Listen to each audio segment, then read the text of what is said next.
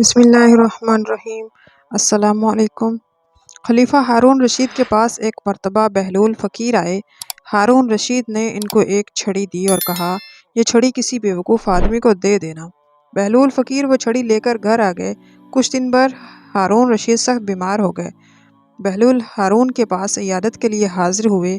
خلیفہ کی عیادت کی اور پوچھا کہ دنیا میں سفر کے لیے جاتے ہیں تو وہاں کے انتظامات کو چیک کرتے ہیں، اگر انتظامات میں کمی بیشی ہو تو اس کو پورا کرواتے ہیں؟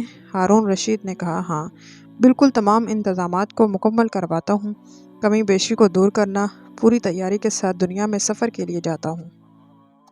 بہلول نے کہا، بادشاہ سلامت، آپ بستر پر ہیں، آخرت کے ملک کے سفر کے لیے جانے والے ہیں، کیا آپ نے وہاں کے انتظامات کیے ہیں؟ قبر کی کمی بیشی پوری کی ہے؟ آخرت کے سفر کے لیے باقاعدہ تیاری کر کے جا رہے ہیں؟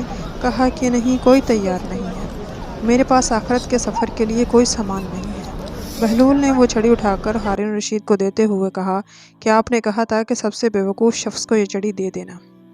آپ جیسا بیوقوف آدمی مجھے کوئی نظر نہیں آیا۔ اتنے لمبے سفر پر جا رہے ہیں جہاں تمہارے ساتھ کوئی نہیں ہوگا، اکیلا سفر ہوگا، قبر کی تنہائی ہوگی جس میں سانپ بچھو ہوں گے، زندگی کے ایک ایک لمحے کا حساب ہوگا، وہاں کے لیے تیاری نہیں کی، آپ جیسا بیوقوف اس سے بڑھ کر کوئی نہیں۔ وَإِنَّا لِلَّهِ وَإِنَّا إِلَيْهِ رَاجِعُونَ کے الفاظ بڑے اہم ہیں۔ یہ قرآن کی آیت کا ایک اہم حصہ ہے۔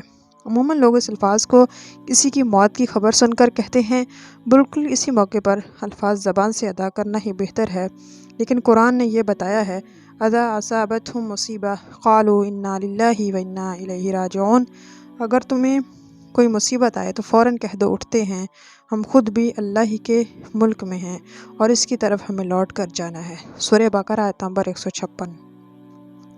ثابت ہوا نہ صرف کسی موت کی خبر سن کر بلکہ ہر مصیبت کے آنے پر یہ الفاظ کہنے کا حکم ہے۔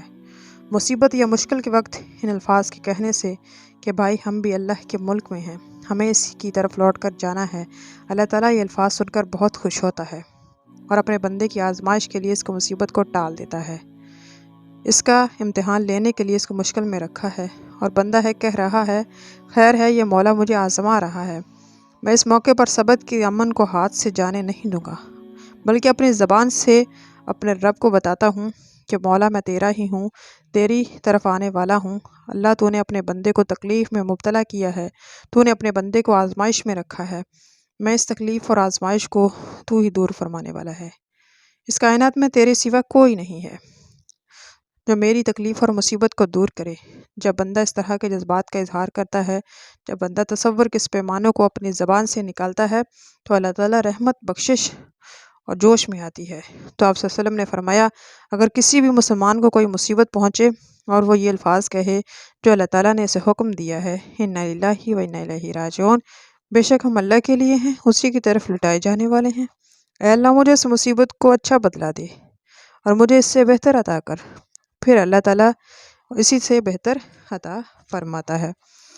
ویڈیو اچھی لگے اس کو لائک کریں، چینل کو سبسکرائب کریں۔ انشاءاللہ ملتے ہیں کل ایک اور نئی ویڈیو کے ساتھ۔ اللہ حافظ۔